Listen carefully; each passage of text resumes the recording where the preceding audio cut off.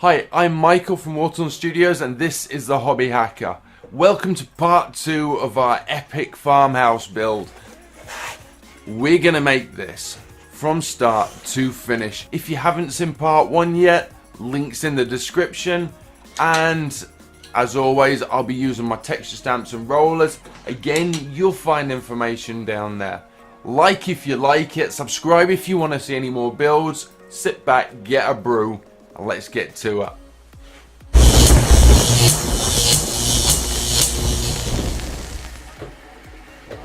Okay, so I've got another piece slightly larger than the original internal piece. As you can see, it's ever so slightly larger than actually the outside walls. I've cut the floor section I want, even obviously an inch, so your minis can stand on it. I've then popped it back on and then textured it with like a wood plank. I'm guessing you can see that on the camera. Yeah, just so I don't have to texture it all, just so I know where I can stop, just because I'm lazy. And what I'm going to do is I'm going to treat this as a completely separate building. Build it with this in place to give me a bit of rigidity. And yeah, I could have built it and then cut that out, but it's hard to get. Anyway, I did it this way. So I'm going to wallop on the walls on this. I'm then going to take my original, stand it on top, put some little dowels in for it to sit down on so it doesn't wobble about. Well, that's the plan anyway. I'm going for a wattle and daub along the top here, so I'm not going to be texturing the walls. I'm just going to be cutting them, sticking them straight on untextured. Then realistically I could do some little printed strips of wood. That would be cool as hell, you know, for the wood that separates the wattle and daub sections, but I haven't got any, I haven't made any yet. So I'm just going to be putting little thin strips of foam in place. Probably texture it with paint actually when I'm painting it, just for ease. So yeah, that's what I'm on with.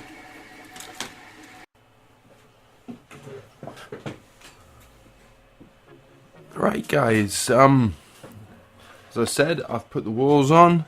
I've cut out this front section. As you can see, the walls are completely bare. I've not put anything on them at all.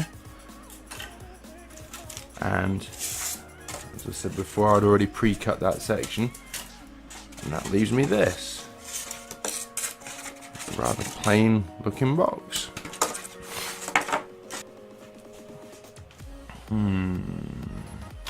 Right, what I'm gonna do next is put some windows around there, exactly the same as I did on the base.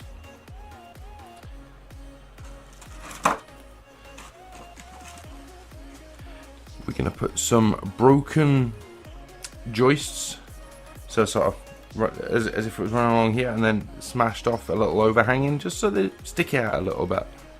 Give the impression of it all falling in. Cut and texture the two gables, which I'm just going to texture with the stone and then cut triangular, and then we're going to use those to get our angle for this section of roof here. Cool. I'll stop the video here. I'm going to crack on and I'll come back when all the windows are done, because you've already seen that done once. You really don't want to sit and watch me do it twice. Right, as you can see, got the windows in. I've missed a couple, but that's because I've run out of windows, but I have got some more printing. You can probably hear it in the background. I've glued this top, as you can see, onto the base, and with the hot wire I've simply gone in and put a little bit of broken wood kind of texture to the edges of my floor. Right, I've now taken this that we cut out of the center of the floor, and I'm cutting rafters off of it quite simply by holding the steel rule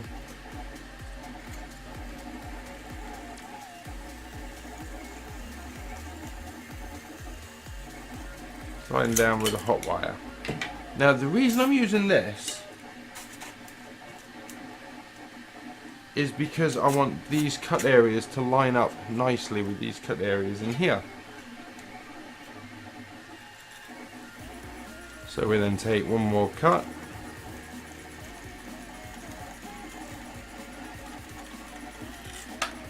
And this will be our rafter. So that then sits in effectively like that. The wood plank texturizer. Now, this is the same as I've used for here.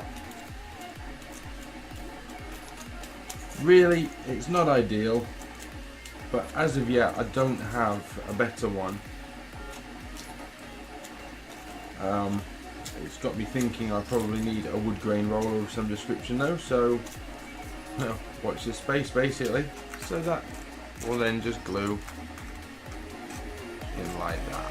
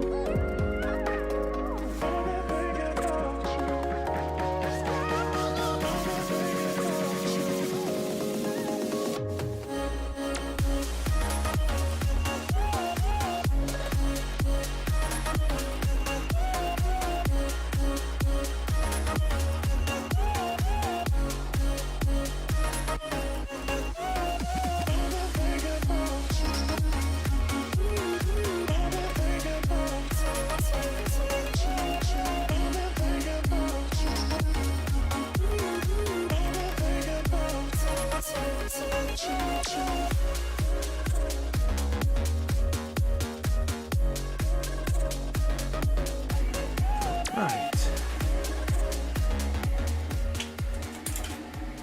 So next up, I'm going to cut my gable ends and start putting all this roofing section together.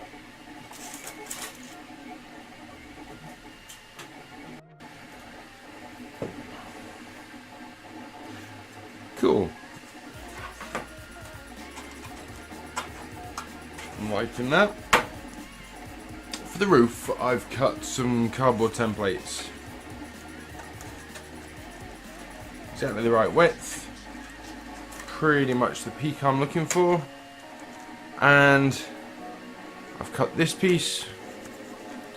As you can see, is a very different angle to the first. That is exactly this angle here.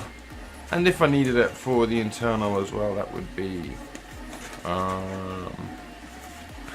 get it right, that angle there.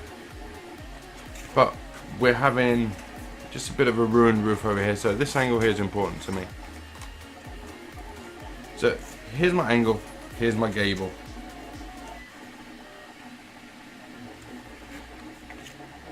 What I'm going to do, I'm going to cut a foam gable exactly this size for here. I'm going to texture it with this stone pattern. I'm going to be putting another gable at this end. I'm then going to be getting just foam core, running it down these lengths, running a broken section here and a broken section here, so very little roof basically, which is going to leave all of this expanse open. So let's crack on.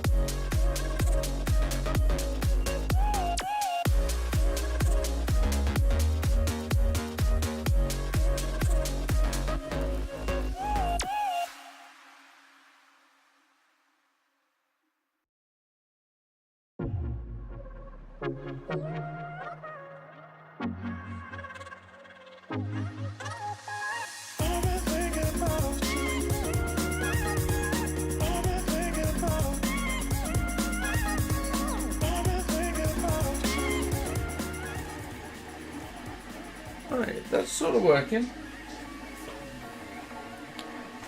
If I can just let you guys see where we're going with this. Now, we're going to draw on where we want our ruins to be, where we want the roof sections to break down. Glue that on, and now I'm going to be using these little printed tiles, and I'm just going to stack these up like that, basically on the roof. Should look kind of cool. It should give me a nice texture, especially when painted up. There's no reason why you can't be doing this with cardboard or anything else similar. Just running your little tiles in cardboard would be more than adequate. Absolutely more than adequate. This is what I've got. This is what I'm using. And it's as easy as that.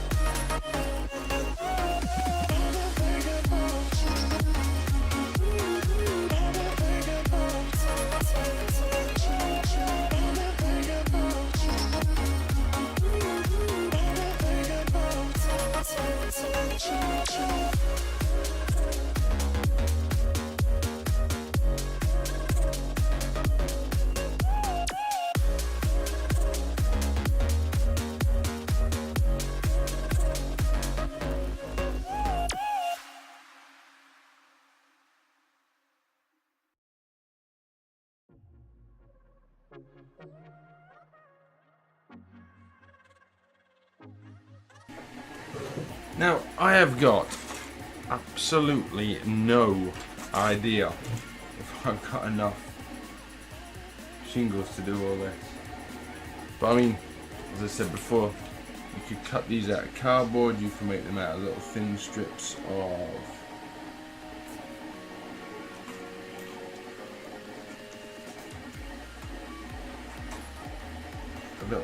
of XPS foam.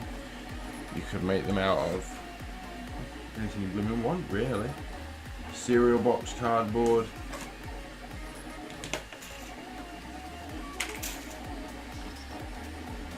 Now, I'm going to lap them over.